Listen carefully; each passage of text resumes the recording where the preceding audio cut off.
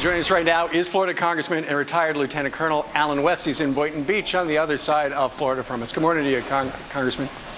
Good morning, Steve. How are you doing? I'm doing fine. Strong words regarding an entree item.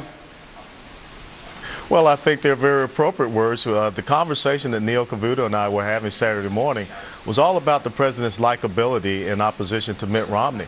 And so I kind of getting tired of people talking about likability. We should be talking about the facts. Gretchen just made the case a couple of segments earlier when she talked about where gasoline prices were on Inauguration Day of $1.84, and now we see that they're $3.73 on average. When you look at what has happened to median family income, anywhere from about $2,000 to $4,000 of a loss. In the black community, you've seen an 11% decrease in median family income. And let's talk about the increase of the debt per person. It's gone from $34,000 to over $51,000. And we know that this week we will hit $16 trillion in debt. So that's the hope and change that's been served up, and I don't see what that's likability. Yeah, you know what? And I mentioned earlier, Congressman, that I was in the airport talking to some folks who are concerned about the next election, and they said, you know, everybody's talking about how the president always is so likable. With all the negative campaign ads, they don't think that he is that likable anymore. And I read in the paper today that apparently one of the things the GOP is going to try to push this week is Barack Obama, okay, sure, he's likable, but he has failed as president. You're absolutely right. You know, this is about leadership. It's about courage, competence, character, commitment, and conviction. And it's also not about these Saul Alinsky type of tactics, which Saul Alinsky did come from Chicago, which we're seeing from the president. If you cannot run on your record, if you cannot stand upon objective assessment, then you're going to go to the political cheap shot. And that's exactly what we see coming out of this administration. So once again, I don't see where there's this high likability rating, because I'm looking at the effects that we're seeing as far as the policies are having on our country. And we haven't even talked about our national security with sequestration, the fact that we're emboldening our enemies, but yet we're confusing our allies.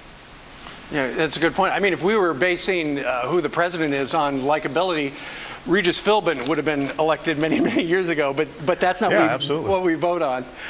Also, let's talk a little bit about your particular race. A couple of weeks ago, we talked about the super PAC that has been running some inappropriate ads against you. Interestingly enough, your opponent's father funding in large part that super PAC. And now there's a new attack ad from your opponent featuring children. Let's take a look. You are not a lady. You are the most vile, despicable member of the Communist Party. Get the beep out of the United States. You're a threat to the gene pool.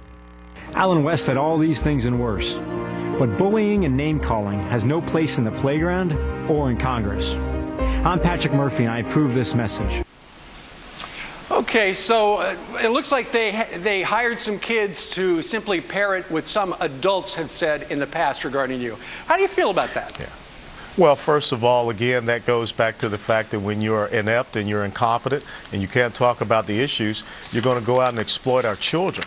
And when you think about the fact that the future of these children and grandchildren has been put at risk with $16 trillion in debt, I don't think that my opponent cares about the future of America or cares about the future for the kids that he just used horribly in a campaign ad to attack me. So this, once again, is the letter of gutter type of politics that you see emanating from people that can't address the issues to the American populace and talk about viable solutions to make sure that we can turn this country around and get it heading in the right direction.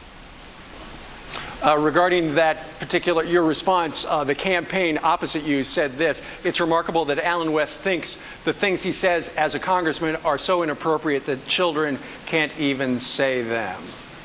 Sir? Well, once again, why would we want to bring our children into this conversation? I'm an adult. I'm a grown man, and I don't think that we want to have children going out and getting into the realm of politics like he's saying. But again, think about this. We're going to hit $16 trillion in debt.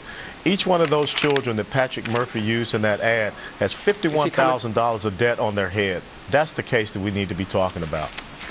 Yeah, you're exactly right. All right, Congressman Alan West, we thank you very much for joining us in Boynton Beach.